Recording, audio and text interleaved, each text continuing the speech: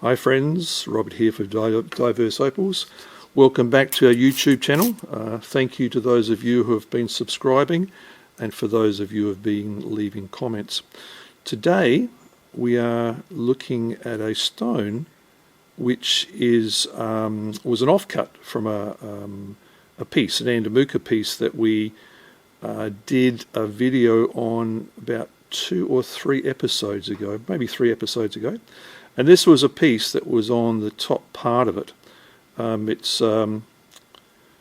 can see there's a little bit of green crystal on the back, but our focus today is going to be on the top. And the reason being is I think it's actually a beautiful pattern. There's a little bit of dirt here on this area here. I don't think it goes very deep into the stone. And I may need to lose a little bit off the end here and take this down, but I'm hoping that this pattern will be something very, very beautiful. I just wanted to talk a little bit about wheels. For some of you, you probably may have a silicon carbide wheel, which will need dressing over time, but the options are plated wheels or sintered wheels. This is a sintered metal bond wheel. You've got probably about 4 to 5 millimeters of depth of sintered metal on here, and in a lifetime it's probably pretty unlikely that you're going to wear one of these out. I like it because you've got fresh diamond continuing to be exposed, and it just leaves a very good finish. Just another point, I am using a mask even though I'm using this wet, and I'd encourage you to do the same, as particles in the air can still enter your body.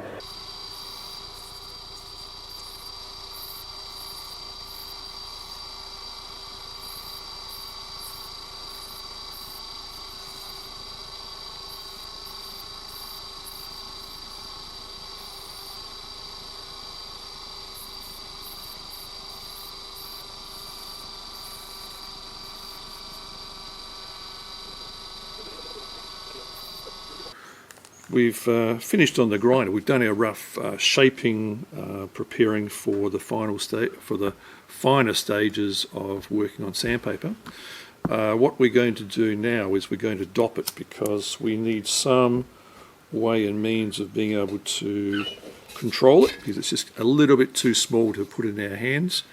I'm going to be dopping with a hardwood dop stick. It's actually a meat skewer.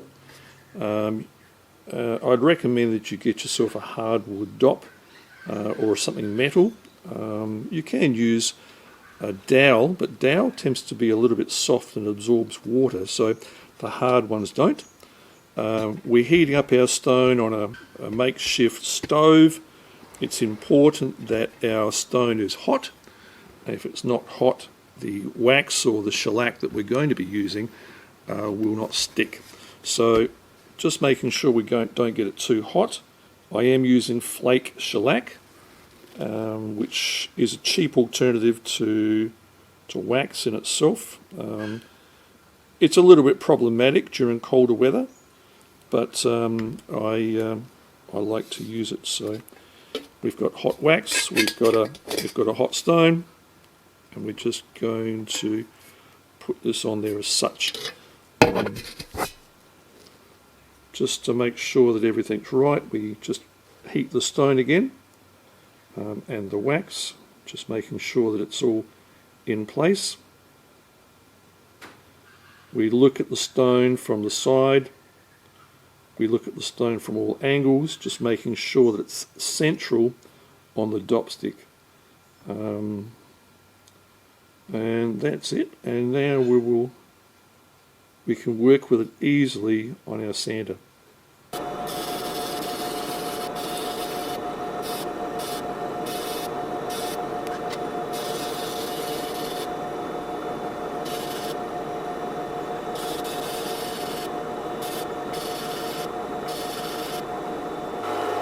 Alright, I'm just checking the stone for symmetry. I'm happy with the way it looks from the side. Just checking for dome to make sure it's even. and making sure that we've covered all of the sides here with our sanding. It's not the ideal shape, but I'm trying to salvage as much of this colour as I can, because the stone will get too small and won't have that impact. So I've already lost some from this end, which is due to the dirt, but we're finished with our 240 now, and we'll move on to 600.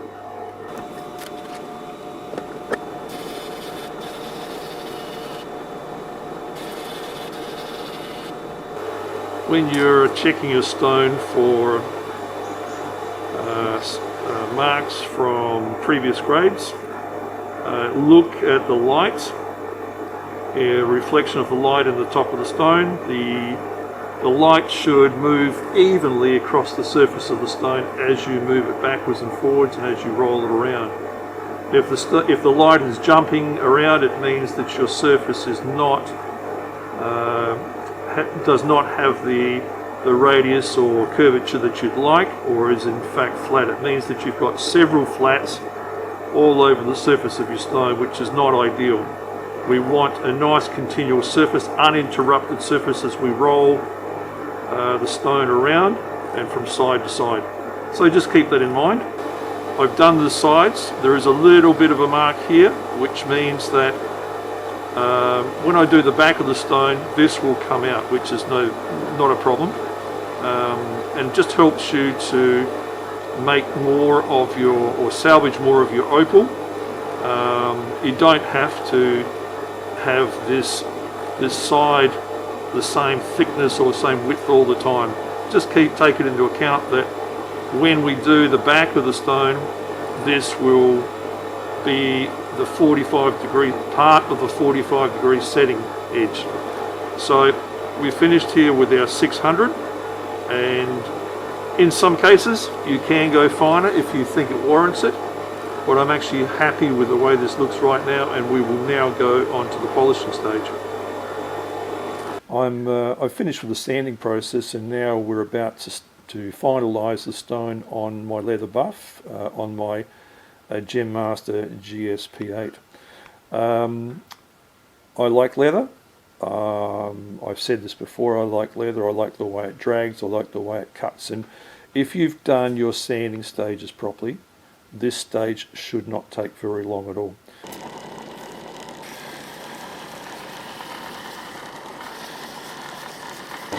I'm just checking the surface of the stone now, checking once again for the movement of the light in the surface of the stone. As I turn it, I'm making sure that I don't see scratches or imperfections, and that the light moves evenly or easily across the surface of the stone. I consider that this stone is now finished. So we finished the stone now, the top of the stone. We're just going to turn the stone over so we can do the back to finish it off properly. I know some people put their stones in refrigerators, and some people use knives just to pop them off, but I've had a bit of a bad experience with that, so I'm just being a little bit cautious, and I don't want the stone to break, so I'm just being, as I said, cautious. So we will keep the stone warm, just freshen up the surface of the stone with a little bit more shellac. As I've said before, it's important that your stone is in fact warm. Now that we're working on we're dopping onto a polished surface, it's important that your stone is really on there, because it is possible that stones can fly off of dop sticks, and I've had that experience of where I've lost stones in my workshop as a result of that.